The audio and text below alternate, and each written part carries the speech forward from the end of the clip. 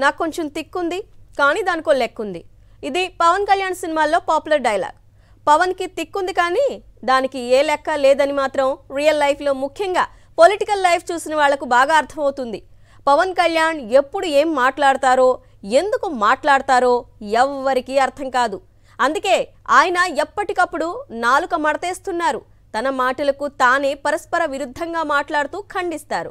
నిన్న అవునన్నది ఇవాళ కాదంటారు, నిన్న తప్పన్నది ఇవాళ ఒప్పంటారు. ఇలా సాగుతుంది పవన్ కళ్యాణ్ వ్యవహారం.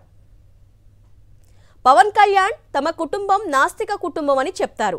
మా నాన్న హేతువాది అని ఓసారి చెప్పారు. మా నాన్న ఉమ్మడి పార్టీ కమ్యూనిస్టు సభ్యుడని, మా నానమ్మ దీపారాధన కోసం దీపాలు వెలిగిస్తే వాటితో సిగరెట్టు అంటించుకునేవారని, అంతటి నాస్తికత్వం మా ఫ్యామిలీకి ఉండేదని చెప్పారు.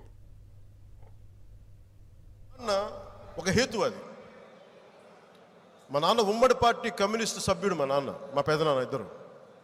మా నాన్న ఎలాంటి వాడంటే, మా నాయనమ్మ దీపారాధన వెలిగిస్తే దీపారాధన సిగరెట్ వెలిగించిన దేవుడు లేడు దెయ్యం లేదనే వ్యక్తిమత మా నాన్న.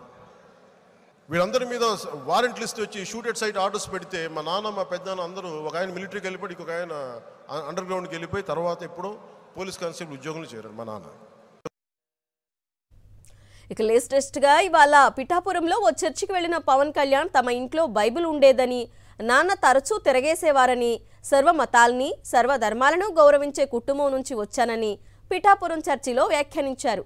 అంతేకాదు, ఇదేదో ఎన్నికల కోసం చెప్తున్న మాట కాదని, గతంలో తమది హేతువాద కుటుంబం అని చెప్పిన విషయాన్ని మర్చిపోయి మరీ చెప్పారు.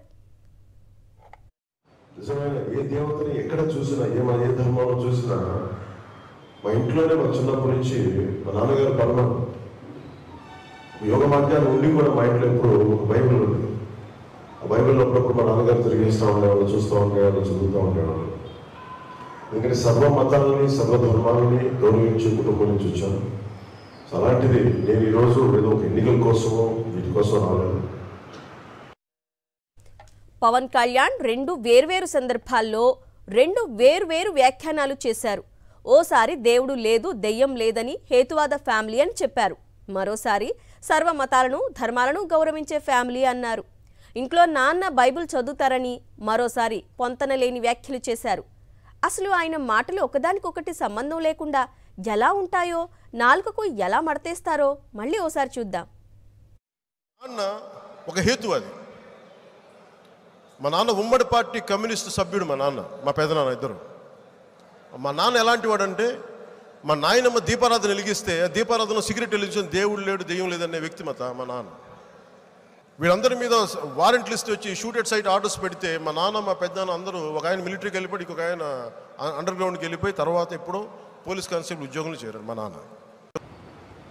నిజమైన ఏ దేవతని ఎక్కడ చూసినా, ఏ ధర్మంలో చూసినా, మా ఇంట్లోనే మా చిన్నప్పటి నుంచి మా నాన్నగారు పరమ యోగ మార్గాన్ని ఉండి కూడా మా ఇంట్లో ఎప్పుడు బైబిల్ ఉంది.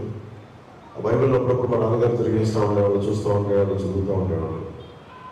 ఎందుకంటే సర్వ మతాలని సర్వధర్మాలని గౌరవించే కుటుంబం నుంచి వచ్చాను. అలాంటిది నేను ఈరోజు ఏదో ఒక ఎన్నికల కోసమో వీటి కోసం రాలేదు.